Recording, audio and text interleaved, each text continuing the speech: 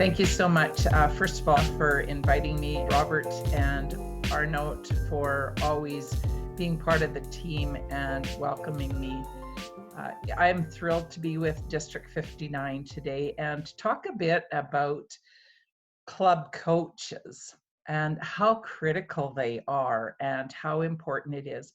So I've got a few questions and I'm going to ask you if you'll just write your answers in the chat box for me so that I can get to understand how club coaches work in your district.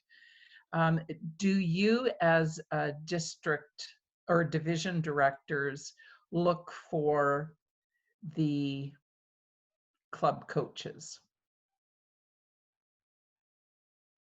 Do you identify club coaches for the clubs in need in your division? So that it's just interesting when we look at who goes in to be a club coach. So one of the things that I find so many people, when you approach them and say, are you interested in being a club coach? They go, I don't know enough to be a club coach. I haven't been a Toastmaster long enough. I don't have the knowledge.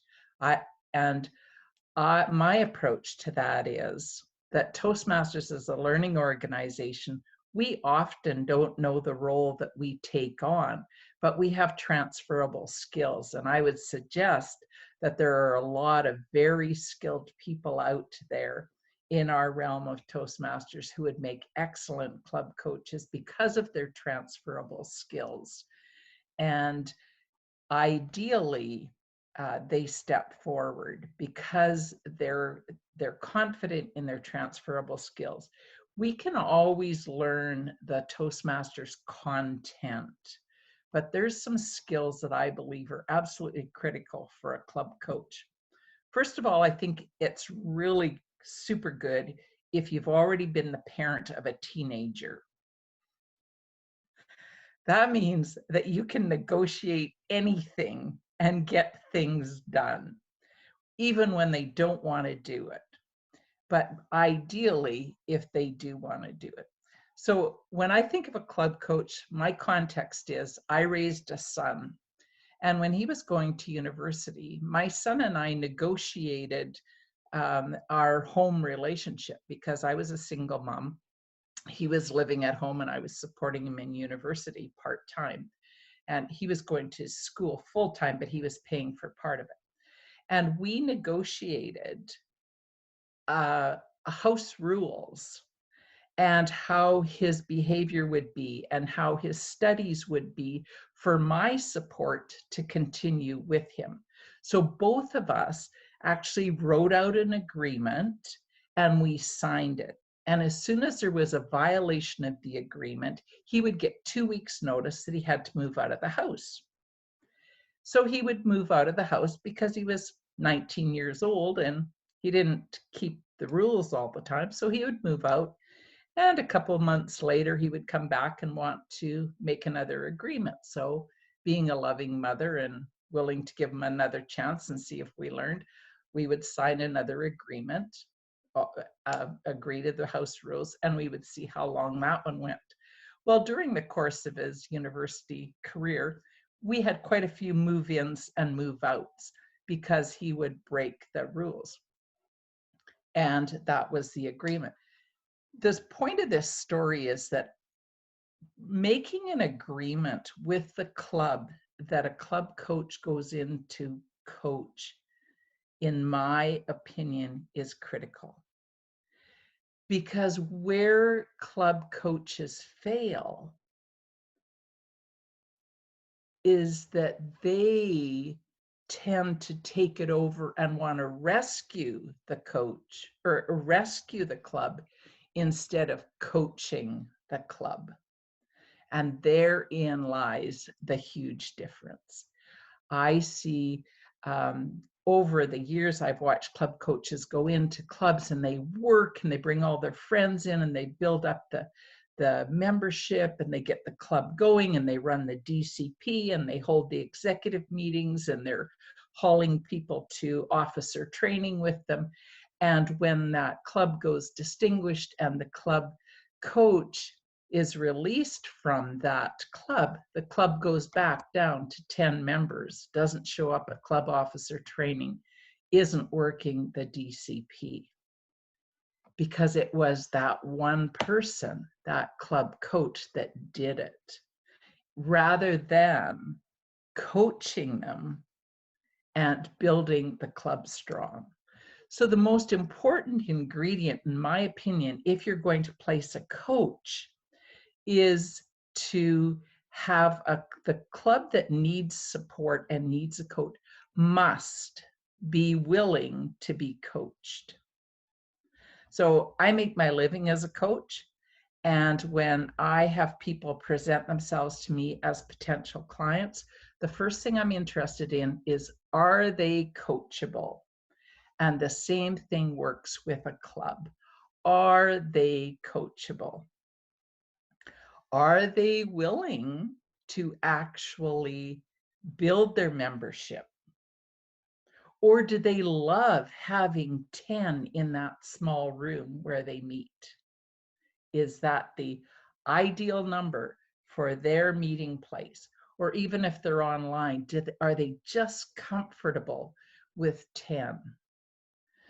So it comes to the point where the club coach also is asked to take those comfortable people, those comfortable members of that club, and push them out into the zone where they're uncomfortable. So that takes a certain skill. Doesn't take any particular Toastmaster knowledge, but it takes a certain skill to encourage somebody to step out, to encourage that group to step out and do something uncomfortable. So if they're used to speaking in front of 8 people, they're, first of all, out of integrity with Toastmasters International because they don't have the minimum number of members. So if you have an agreement with them that they will recruit, that they will invite people to the meeting, that they will recruit members and ask them to join, and they will rebuild their club, that they will sit down and do a DCP meeting and planning. Now, the club coach may need to sit down with them and encourage them and walk them through it. But the club coach, again, is guiding them and coaching them, not doing it for them. So there's an old story that talks about, or an old saying that says, if you want to feed somebody for a day, give them a fish. If you want to feed them for a lifetime, teach them how to fish. Club coaches need to teach the clubs how to fish, how to do it themselves. So just as our sponsors and mentors do with brand new clubs, teaching us how to manage proxies, why we would go to club officer training, why we want 20 members plus in our club. And I think that's another place for club coaches to really look and help clubs that are struggling to identify what's their why. Like, why are they in existence? Why do they want to be a Toastmasters group? Why are they presenting the program? And connect with each of the members in that club as to why they're in Toastmasters. And then from there, go out from there and say, how could, if they have 10 members, for example, how could 20 members actually add to that experience? I currently am attending a club that has a club coach. And my home club usually has about 28 to 30 members. I've been in Toastmasters for 37 years, and I love my club that has 28 members because there's lots of variety, there's excitement, there's always a new speaker that I haven't heard for months. There's always somebody else doing table topics. I have to tell you that it is a chore to go to the club that has 8 members that I'm supporting. Painful for me. And we lose sight when we're in a club that size that people that walk in the door are not getting the full promise that Toastmasters offers them when they come to our education program. Toastmasters says that we must have a minimum of 20 people in our club in order to fulfill the roles and the tasks and have that variety and share the load of that, have a full executive to learn and grow with. And think of the richness. If a club goes from 10 to 20, you have double the diversity in the feedback you get, which is rich. That's what we're there for, is getting feedback. So really look at the club and don't buy into their stories and their excuses. If you happen to be working with a club coach or supporting one as an area or division director, and really help them look at the facts. So for example, I hear clubs saying all the time, we like our club the way it is. And when they say, I like it the way it is, it's usually what they mean is, I'm comfortable with it the way it is. And what I know as an adult educator is that when we're comfortable, we're not growing. Remember your icebreaker? Were you uncomfortable? Did you grow as a result of it? Well, I certainly did. And so we have to be uncomfortable. So we need to find that motivator for that club that's struggling, that's maybe below membership, maybe not working the DCP, and connect them to the total Toastmasters program. Find out if they're actually going out to other events. Like, do they know the area exists? Do they go to the events? Do they go to the division? Do they even understand that they belong to a global organization? That might be part of their why if they actually understood that they belong to a global organization. They might go, oh, that's something that would be really valuable for me. I could network, I could get online, I could touch base with people all over the world. So really important. So a couple things. Make sure that the club is willing to change. There'll be some work and some conversations to make that happen. It doesn't always come as a quick, yeah, we're willing to change and have meaning to it. So write out an agreement in what they're willing to change and how you're willing to do it. Set a plan, build a project plan with them, or some kind of an action plan with them, and have them sign it. Have the executive sign it and say, okay, here's our plan of action. I'll support you. How are we going to do it? And break it down into bite-sized pieces, because if there's only 8 or 10 of them, they've also got to keep running the club as well as start to build it. So it's going to be some extra work for them. Encourage your club coaches not to take on the role of rescuing them. Build them strong, teach them how to fish. It's so important.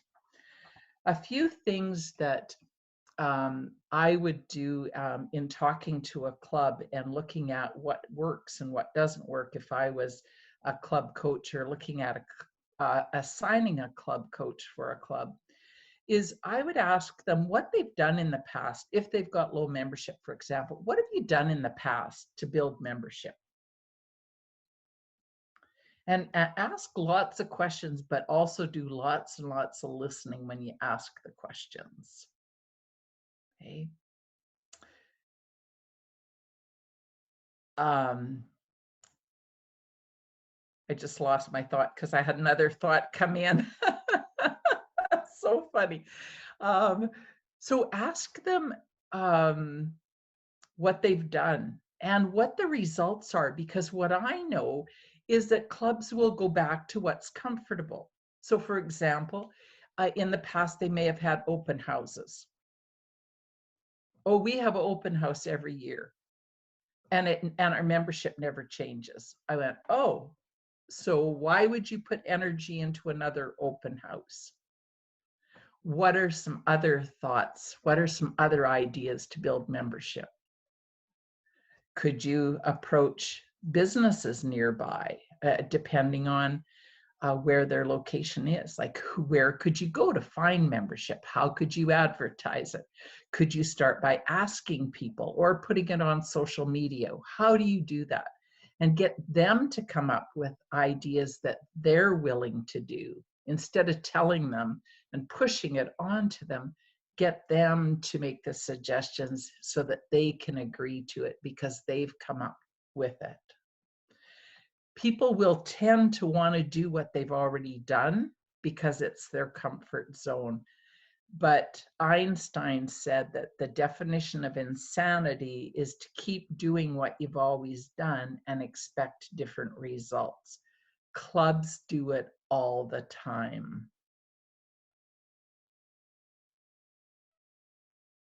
They'll say, we don't do the DCP. We don't do the Distinguished Club Plan. We don't have that. And I go, then why are you in Toastmasters? Because that's the education program in Toastmasters. Why do you pay money to go to school and then not do the work that the school gives you in your curriculum? Doesn't. And then I'm just quiet. I don't rescue them. I wait for them to answer that tough question.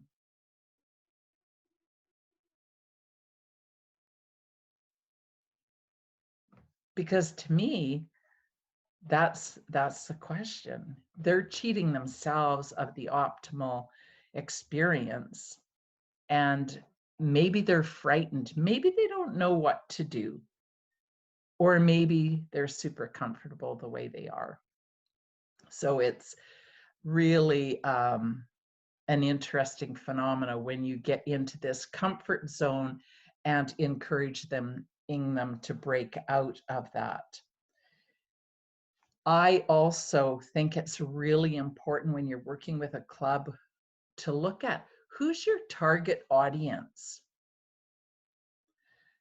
Who are you branding your club for? Or are you just open doors to everybody? And it doesn't have to be super specific, but I'll give you an example. A few years ago, the club that I belong to is situated right down in the very heart of the city where I live.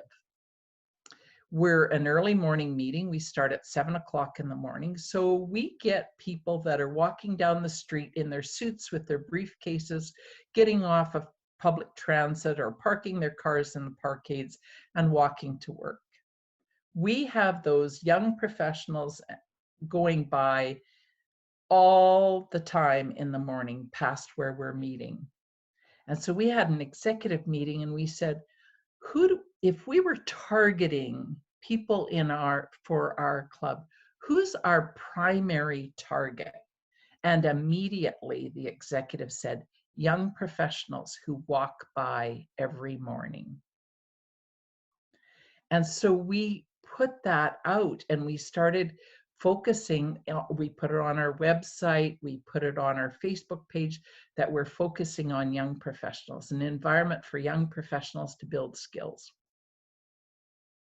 Our club is full of young professionals.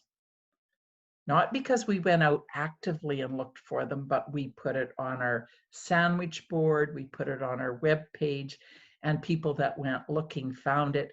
And as soon as you get a few of them in there, they bring their friends, so it perpetuates itself.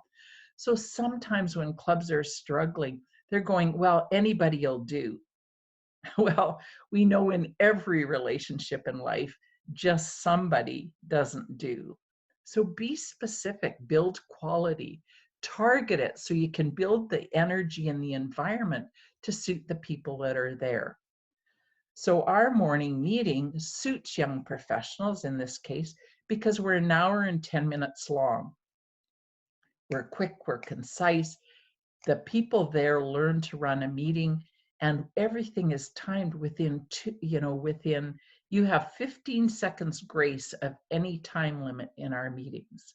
We're never out past 10 after 8 in the morning. We're never a minute late starting because our agenda is 1 minute and 10 or 1 hour and 10 minutes.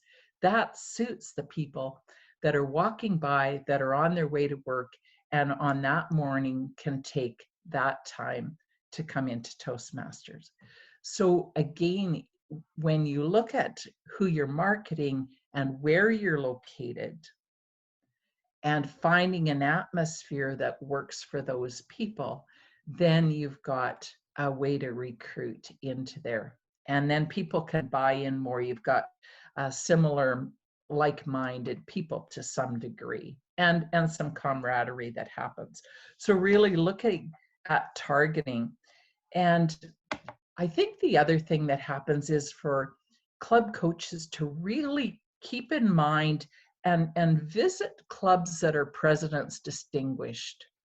Club coaches really need to stay in touch with an excellent performing club so that they don't get into the comfort zone also over here with the club that they're working with and start to feel that, oh, this is okay. Oh, they're really good speeches and there's evaluation and this works.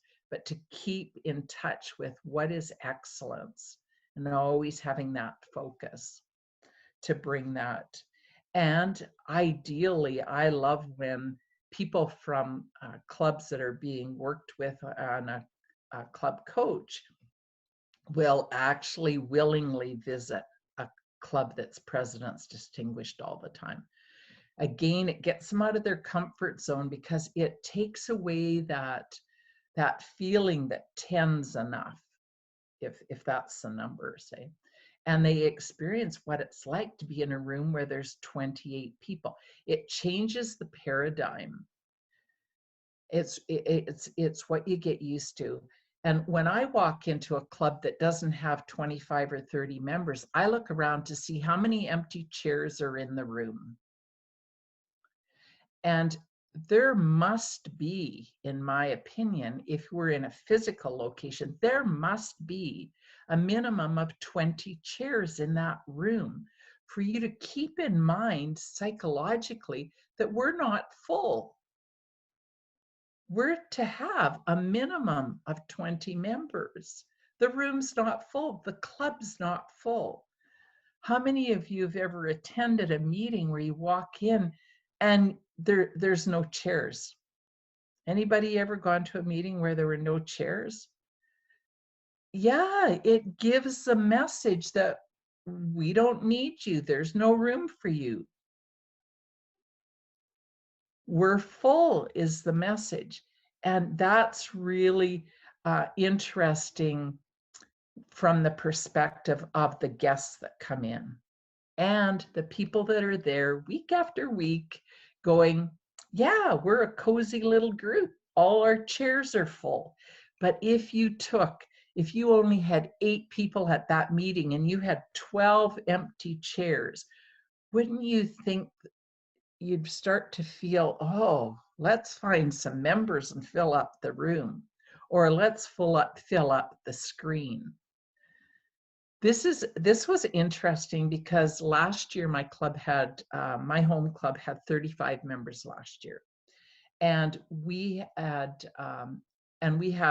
strong attendance, so about 90% attendance every week, really strong attendance. So we're usually 30, 34 people at our meeting, somewhere in there. And we had we meet every day of the year, every week of the year we meet, except for 2 weeks. And there was, during the holiday season, we decided we were going to keep meeting. So we kept meeting, and there were 20 people that showed up for the meeting. And people were walking around the room going, wow, where is everybody? We had the minimum, but people found the room empty. They found it low energy, because it's all relative. If you're used to 35 people buzzing around and you go down to 20, so the same thing happens when you go down to 8 or 10, you get used to it. And then they say, wow, that was a tough meeting because there was only 4 of us, right? We all had to do triple duty. So it's that there's a lot of psychology involved in it, and to not lose track of it. I'm going to just check over in I see a whole bunch of stuff coming up in chat, so I'm just going to have a look over there before I go on. Okay. So the club coach should also act as a club mentor. Well, they're really a coach. Oh, and then somebody says not to mix the terms. Yeah, really think of them. New clubs get mentors because they're really a heavy teaching role. And so I think that that's the differentiation for me. A mentor really teaches lots, and there's a lot of new information. A club coach really coaches and asks lots of questions. Ask lots of questions, get them to find their answer, and then hold them accountable for it. So that's what I do as a coach in life. I ask questions, people say, this is what I want, and then I hold them accountable. And then I dig down as that coach and figure out why they want it, so that when they get tired, we can remind them of the benefits of it. So we have that access if we have that knowledge of an excellent Toastmaster club. We have that resource that we can remind them and connect them with what that's like. Okay. Could you please shed some light on building membership for corporate clubs? I know that Helena is going to talk about corporate clubs later, or corporate programs. That definitely something I'm passionate about. And I mean, when we're looking at clubs that are struggling in, thank you, Helena, for showing off my book. When we're looking at corporate, I think it's really important to work with the corporation to build the club. And if I was a club coach that was going in there, I would be working with the corporation and the people in the power there. So looking at that, I'll leave that to Helena now. And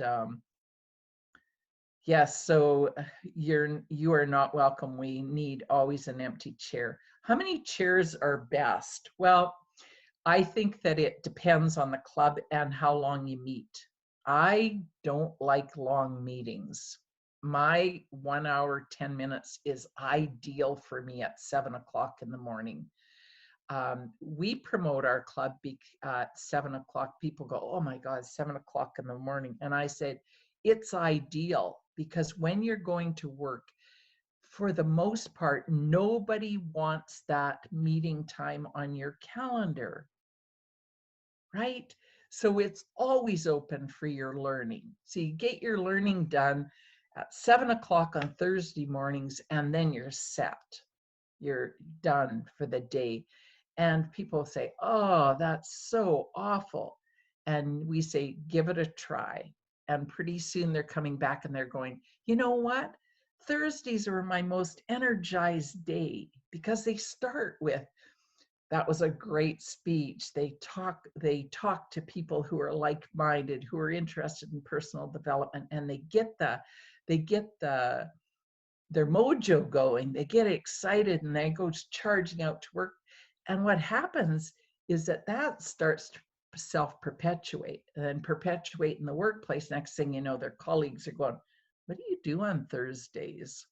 Like, I want some of whatever you're taking. Well, come on over to Toastmasters. So what happens is that, in my experience, is that when you've got a strong club, it's easy to recruit, because Toastmasters then sells itself. People walk in, they see something fabulous, they go, I could learn here. Look at the people that could give me feedback. Here's my tribe. They all look and sound like I want to look and sound. I want to belong here. They're up and coming, they're well spoken, they're getting promotions in their workplace. We had a young fellow join our club about 3 years ago.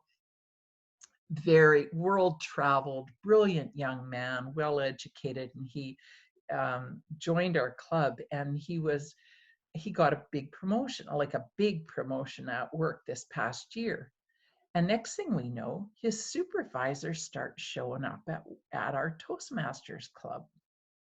And so we had a conversation one day. I was speaking to her after the meeting, and I didn't know she was his supervisor. And I said, "So what brought you to Toastmasters?" Because I'd been away for a couple of meetings and hadn't met her before. So I said, "What?"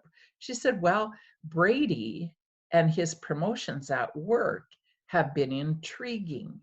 To watch him grow and come out and become so powerful in our team meetings at work, that I had to come and see what was going on. And when I got here, I thought, well, I could use some of this." And so she joined the club. So Brady became our advertisement without saying anything, just showing up at work and excelling at what he was doing. And that was obvious what he was doing. So those are things for club coaches to really stay in touch with, to be super excited about the Toastmaster program, to have stories that they can remind themselves of, to have examples of things that work well so that they can keep drawing on that, because they're the coach. They're not doing the work. How many chairs is best? I don't think there's a magic formula. I've been to clubs where there's 100 people. That wouldn't work for me. Our club went up to 50 and it was too many. We started losing members because we're only an hour and 10 minutes.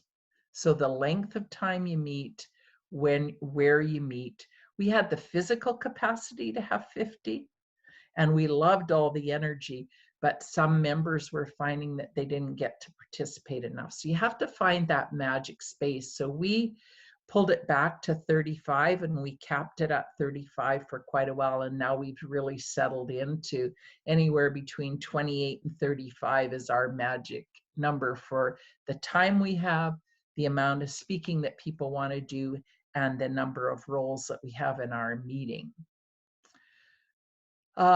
In what way do you behave as a club coach in your area director role? Great question. I believe that you get to diagnose what's going on.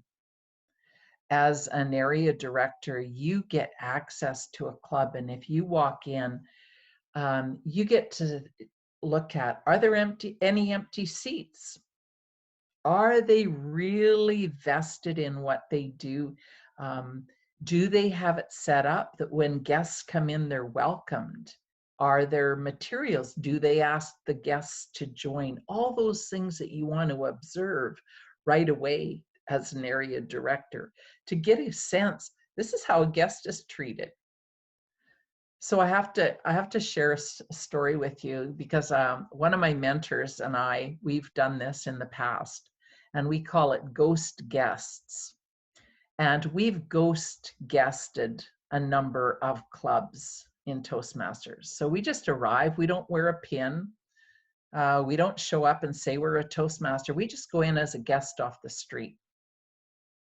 It's amazing what you learn or don't learn, but you really get a good sense of what happens in that Toastmasters club. So I've been in clubs where I've walked in off the street, I was not greeted. I went and got my own chair because there wasn't a chair to sit in. And I wasn't spoken to throughout the meeting. And at the end, the club busy talked to themselves, and I walked out. Nobody asked me my name. Nobody asked me if I'd like to join, which I definitely didn't want to join that club. But it was very interesting. And I went back and I reported the experience I had to the district club growth director. I said, somebody needs to have a visit to this club and just do an area report on it, because here's my experience. And it could have been an off night, but probably not. So I think as area directors, really go in and keep your mind and eyes open. Keep in your mind the ideal club. Think of that President's Distinguished Club year after year, what it feels like, what it looks like, how they behave. Is there recruitment? Is there membership material available? Does anybody even ask a guest to join? So we had, I invited a guest to my Toastmasters meeting this past week. And so my friend showed up online, and I just right at the beginning of the meeting, I said to the Toastmaster before we started the meeting, I said, I have a guest showing up. And she said, oh, is her name Tamara? And I said, yes. And she said, oh, she's just coming in. I said, great. And that's all that was said. All through the meeting, there was reference to just for Tamara's interest, or for Tamara's information, or for our guest's information, explain the purpose of table topics in a different way than we do when we're just all the same people. But the most important thing that I was so proud of is at the end, the Toastmaster said, Tamara, well, I invited her to make comments and what she thought about the meeting, but then said, we would love you to consider joining our club. Will you be back next week? But I loved the fact that she said, would you consider joining our club? See, when I went to Toastmasters, my very first Toastmaster meeting, which was a lot of years ago, I walked in absolutely terrified. I didn't know what Toastmasters did, but somebody told me I really needed to go. So I went. I walked in and I didn't know if I could afford it. I didn't know what they did.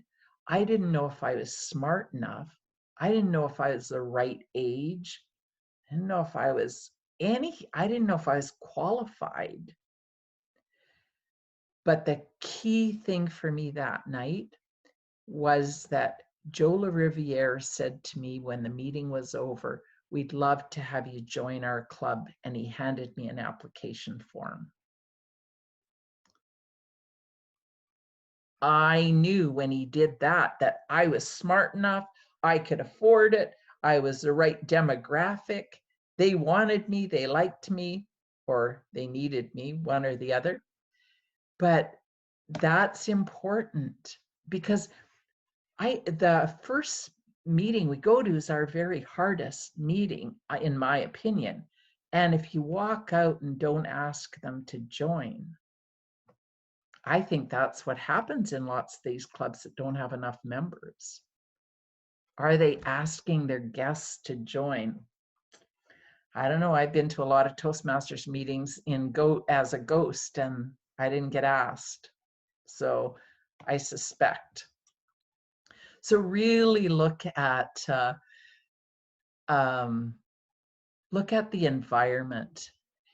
Years ago, when I was district director, I was told that when you're looking for what causes a club not to work, people will say, oh, they don't meet at a good time.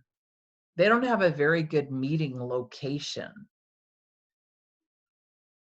They don't meet on the right day of the week. And so people fix all these things and play around with these things.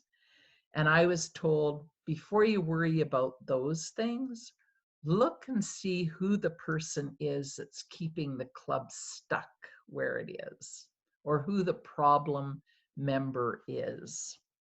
So this might look like, and area directors are ideal for diagnosing this and identifying it. This is a person that doesn't let anybody do their job. They're the bullies or the control freaks, that they run the club.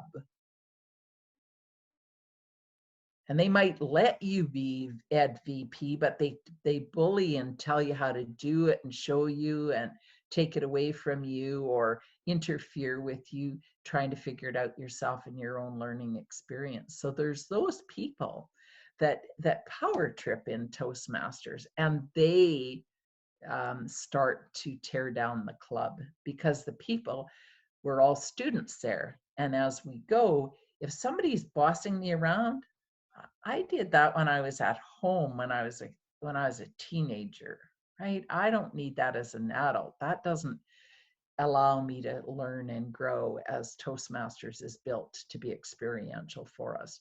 So look also for those people that have to be in charge of it.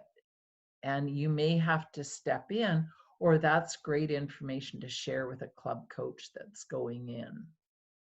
So looking at all the diagnosis that you can. There's some super valuable tools that Toastmasters gives us. And I know Arnold has a great long list of resources for Club Coach. And if he hasn't shared them with you, I know he will share them with you. One of my very favorite, and I use it for many, many things, is the Club Coach Troubleshooting Guide, because that document runs parallel to and encompasses our core values. So respect, or our integrity, respect, service, and excellence. If we just take those 4 core values as a club coach or as an area and division director and look, is each club meeting those core values, especially service and excellence? If a club is not 20 members, not doing the program, not going to training for their leadership skills, how do they provide excellence, and how do they provide service to all their customers coming in the door? We don't. We don't. So when we look at those core values, and then we look at the Toastmaster Promise, which again runs parallel in such a nice match to that troubleshooting guide. We use the Toastmaster Promise as an induction ceremony. Do you do that in District 59? When you induct your members into the club, do they use the Toastmaster Promise? I see some nods. Okay, some of you do. Okay. What is so beautiful about using that, because actually people do, when they sign their application for Toastmasters, they actually sign the Toastmasters Promise. And it's very powerful to remind those struggling clubs, and even powerful clubs, of that Toastmaster Promise, which talks about, I promise to prepare fully for all my assignments. I promise to provide supportive feedback to my colleagues. I promise to invite guests to the club so that they too will enjoy the benefits of the Toastmaster Promise, or Toastmaster program. I promise to serve as an officer when called upon to do so.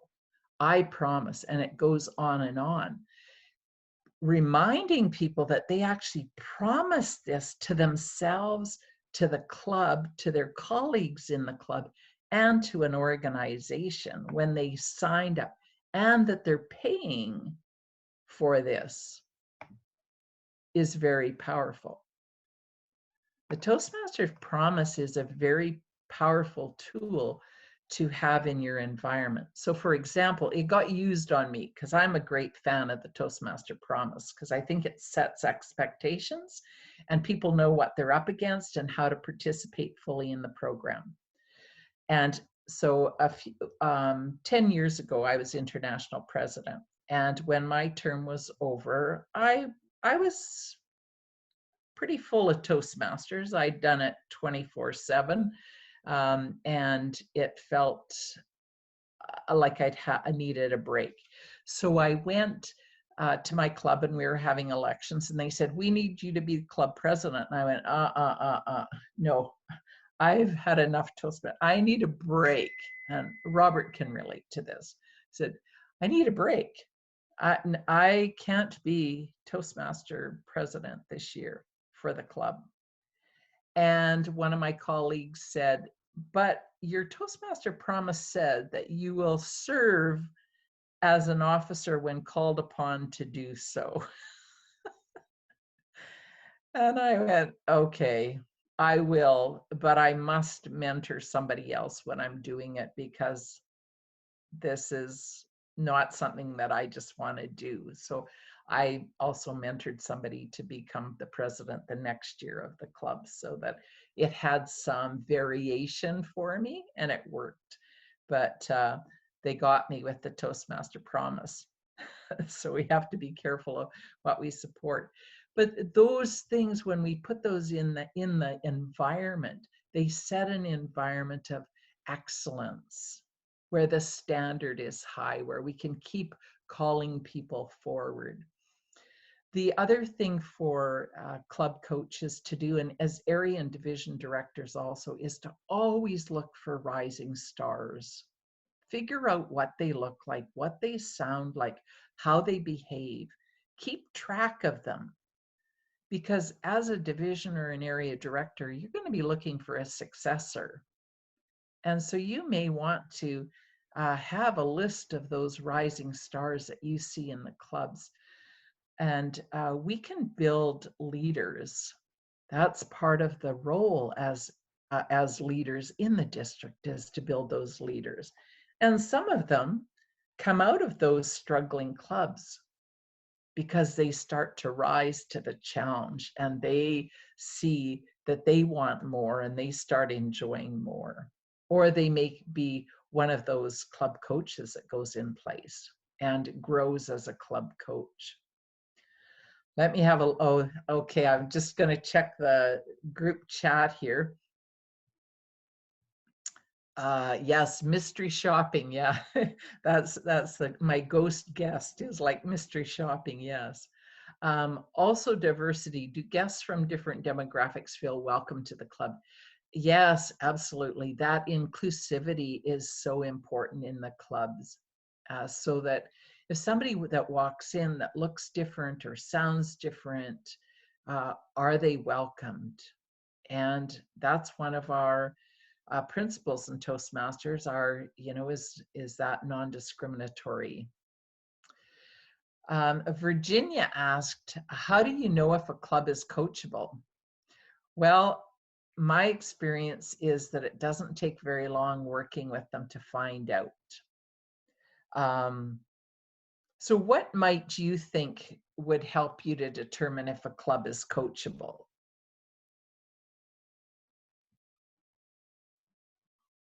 Do you want to either unmute yourself and share? How do you think you could determine if a club is coachable?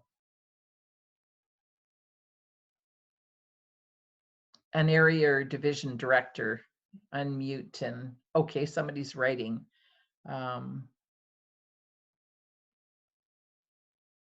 If they're proactively interested in your availability, okay. Asking the questions you suggested. If they're defensive towards their current approach, probably not, okay.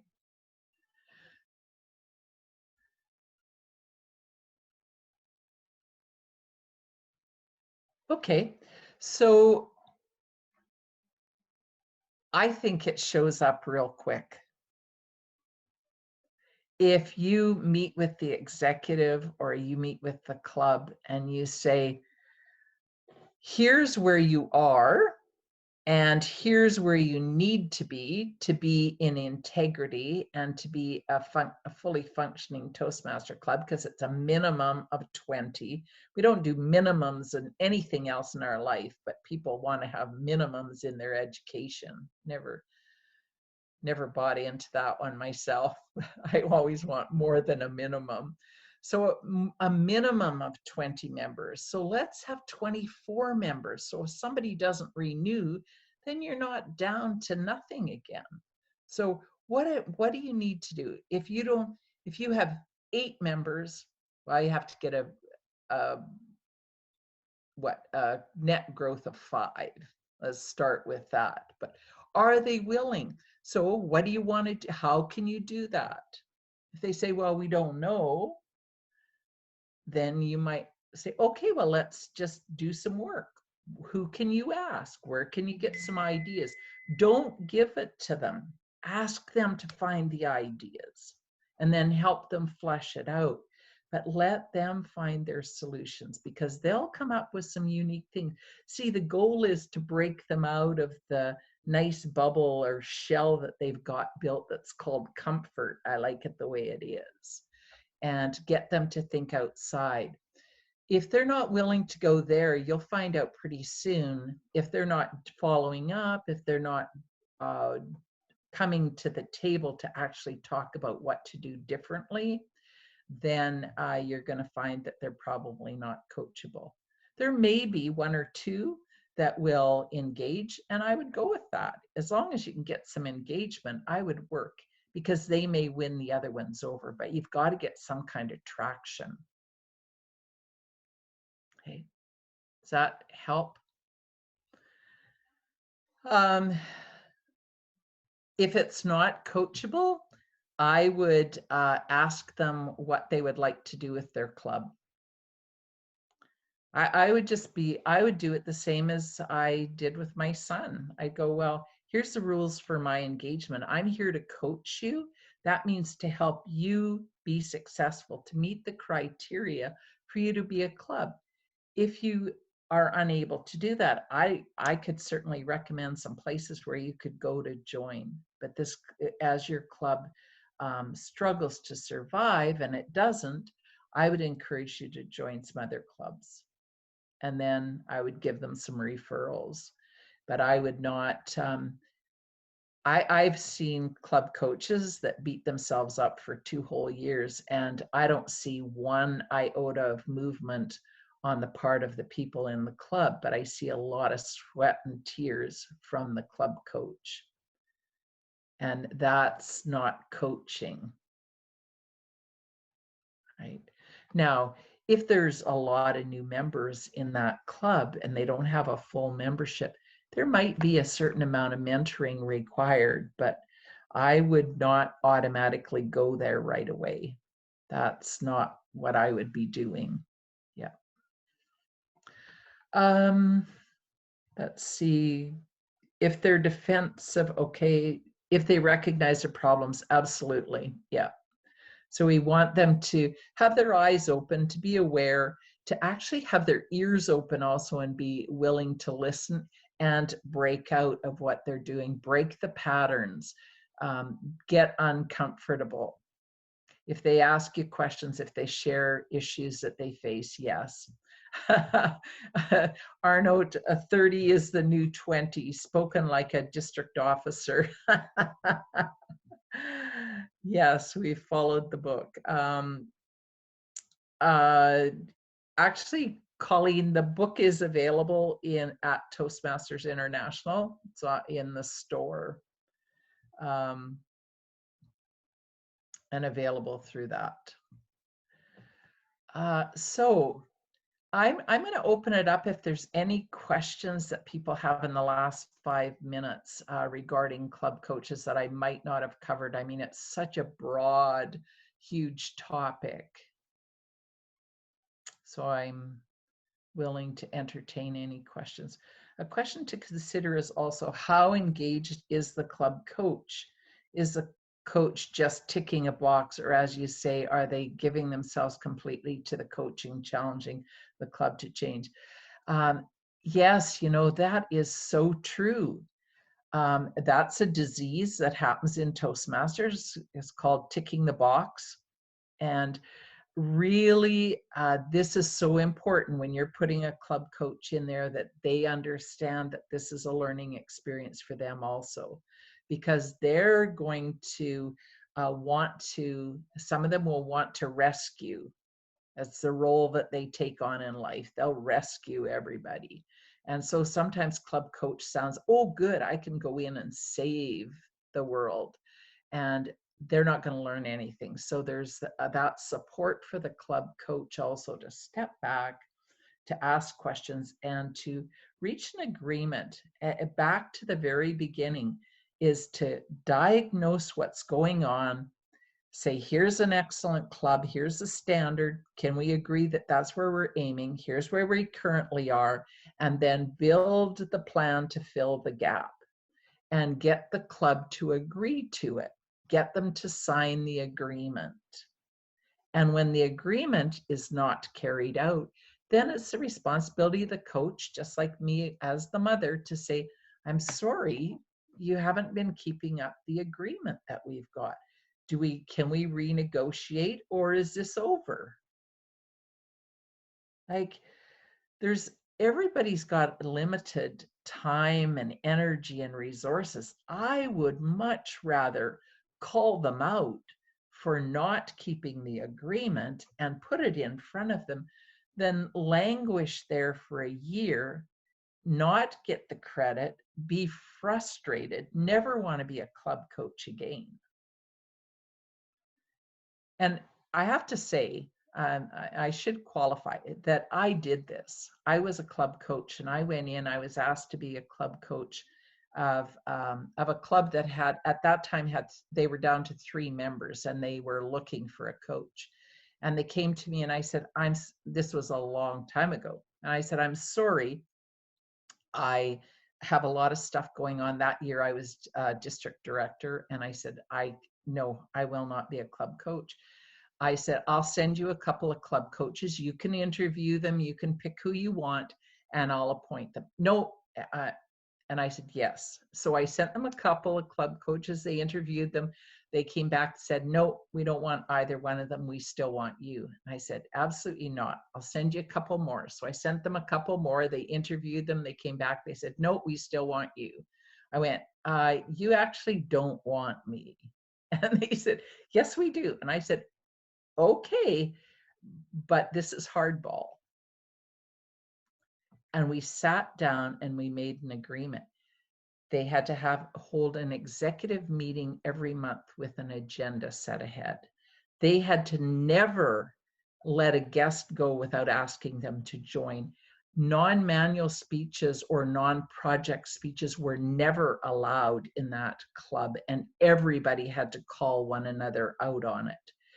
They had to start their meeting on time and end on time. They must do the distinguished club plan and at least be distinguished each year. They must have a minimum of 20 to 30 members at all times. They must, mandatory to attend, 7 officers to be trained each year. They must, as a group, have some representation at area and division events. And that was the that was the specifics that I laid out as the club coach, because that would get them to a different mindset. And they were not allowed to ask new members to be club executive. They were asking people that just joined to be on the executive. I said, those people walked in here to learn leadership and communication. They don't want to start running the club. That's too much. That's overwhelming. They signed that agreement. And they worked so hard. And that first year, they were select distinguished. And they have been president's distinguished ever since, with the exception of last year again, and they were select. They've never been below 20 members since they got up be above 20 members. But what happened was that all I did was tell them what the Toastmaster program was, and I held them to the bar. I raised the bar to the level they were capable of doing. They just couldn't see that they were.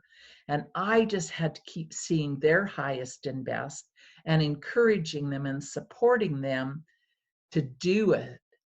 That's what my role was to set it and hold them to it, hold them accountable for their highest and best. And they lived up to that and beyond.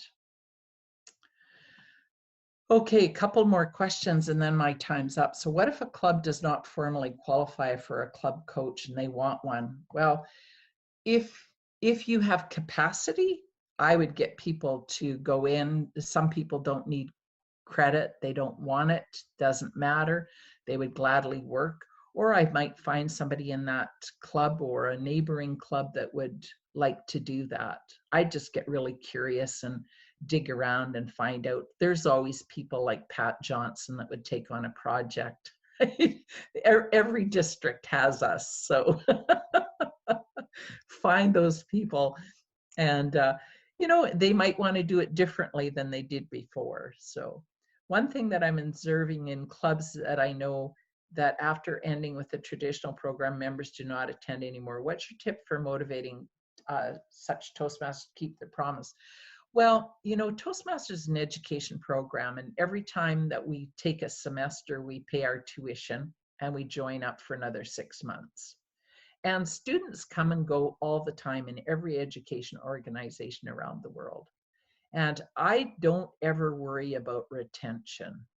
My focus is always on an excellent classroom or an environment with an excellent program happening. And I think we fill up our classrooms. So I don't worry about people. I don't even talk about traditional or pathways. I talk about the curriculum in Toastmasters. If people don't like the program, they won't come to the school. It doesn't matter what it's called. And we knew when we built pathways, and I was part of the designer, I had a team of 250 people that actually put the curriculum together, not the delivery, but the curriculum, that we knew that we were going to lose old timers that were in the traditional program or the legacy program that they call it now, because they didn't want to stay current.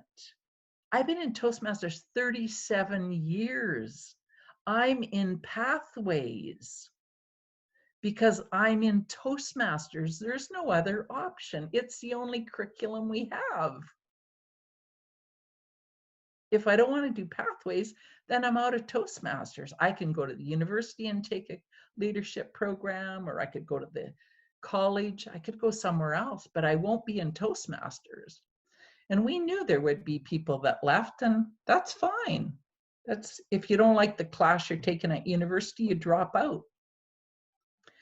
Just focus on building excellence in your clubs.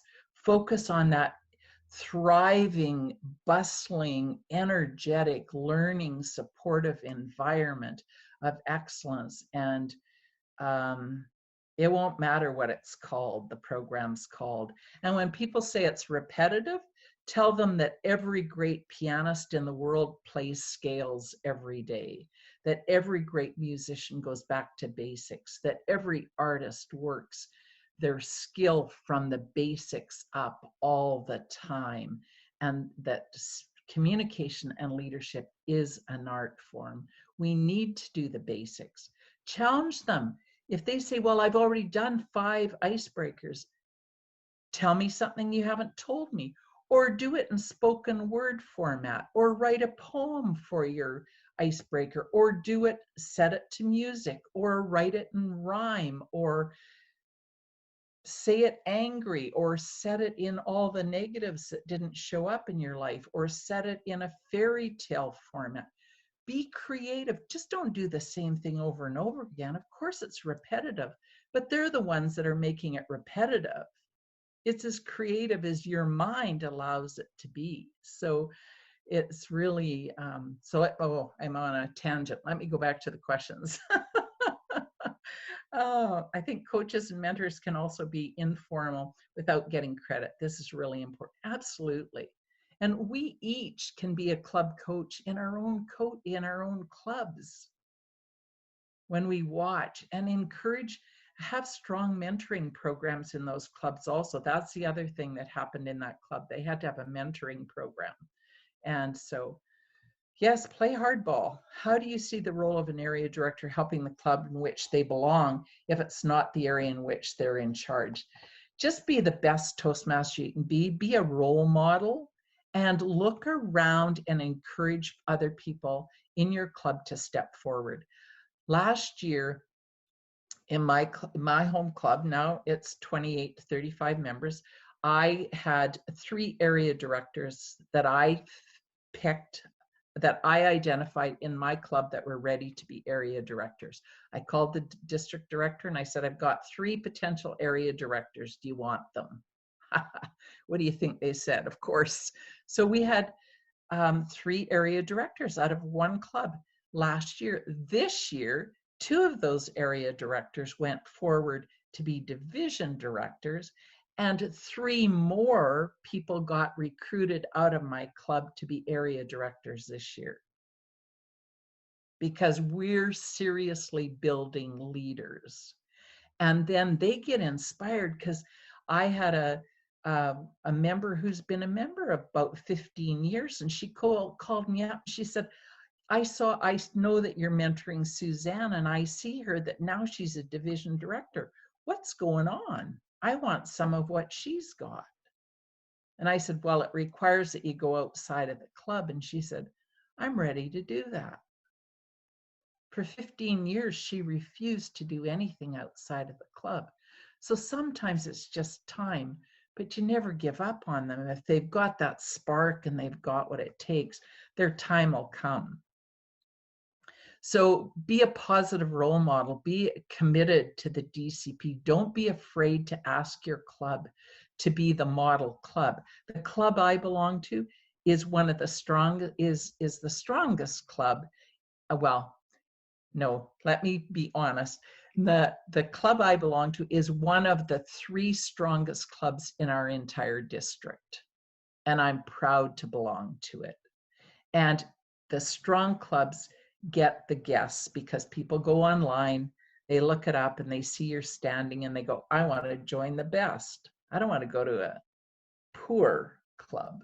So influence it, keep it going, be inspirational, find rising stars in your club, mentor them, encourage them. So great. I'm out of time, and I thank you for indulging me. Thank you so much. And I was honored to be asked. So thank you for your time. I know it's a non-renewable resource and we never get this hour back. So thank you for sharing it with me. And I wish you an awesome weekend as you learn and grow as leaders in Toastmasters.